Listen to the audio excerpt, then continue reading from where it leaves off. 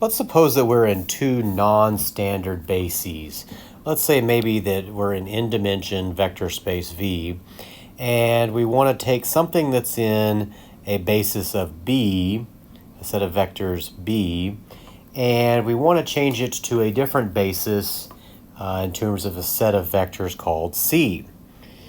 Give you an example. Maybe we want to consider this figure, and I sort of ripped it off from the textbook. I kind of liked it a lot because it kind of helped demonstrate the idea.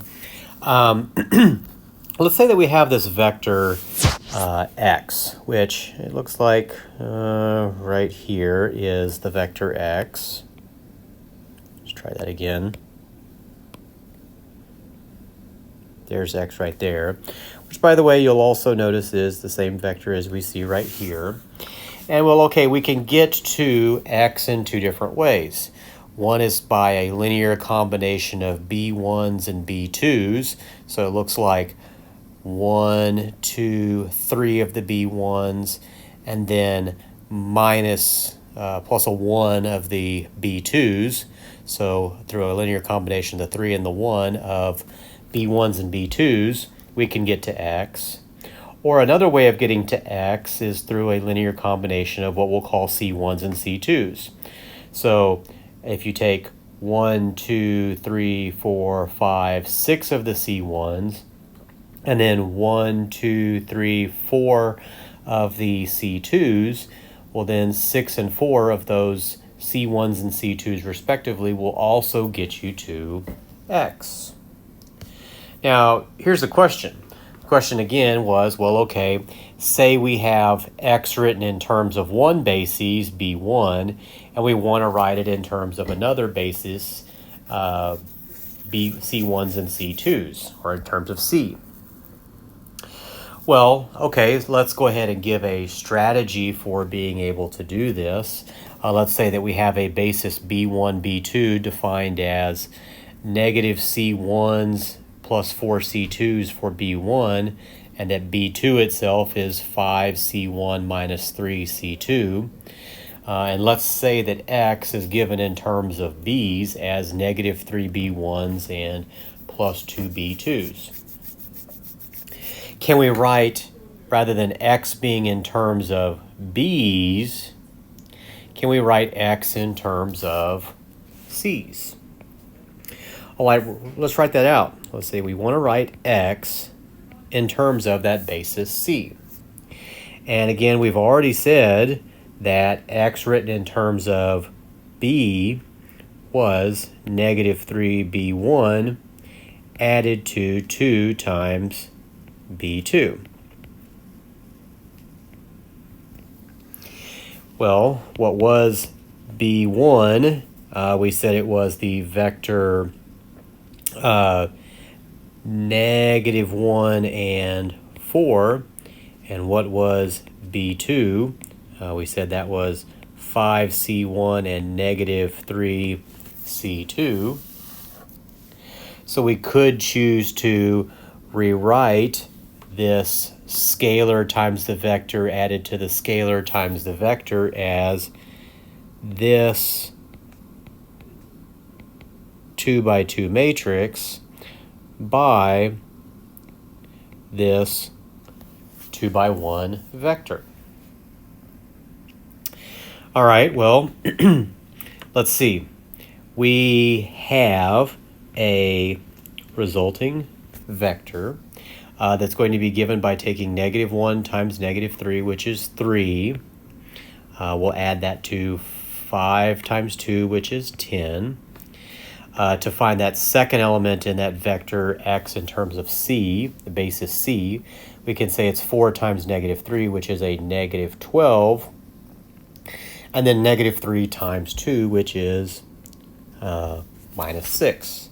So how can we write x in terms of that basis c? We can write it as 13 and negative 18.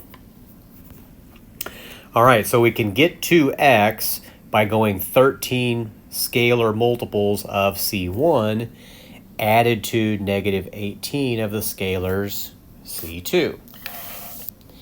Now, you'll notice that we've now come up with a way of, and through our example here, we've now come up with a way of taking things that we know about a vector in one vector space, or in one bases, B1 and B2s, and been able to write that in terms of X, in terms of another basis, C1s and C2s.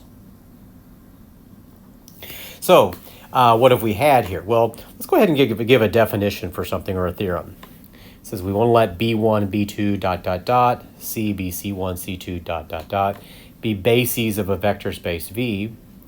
Then there's going to be a unique n by n matrix, and the notation's a little weird, but it's a P that sits on top of a B pointing in the opposite direction going towards C, such that, so there's a unique n by n matrix that does this, takes us from X written in terms of a basis B to X in terms of a basis of C. And that matrix is this matrix, which we'll call P, taking us from B to C.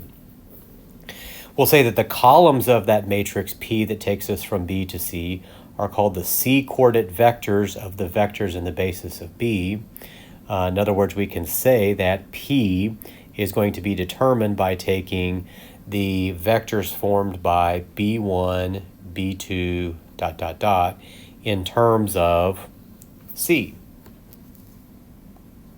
Because this matrix is, again, going to have such an important impact on us, we're going to give that guy a name. We're going to call it the change of coordinates matrix that takes us from B to C. And again, we've already sort of used that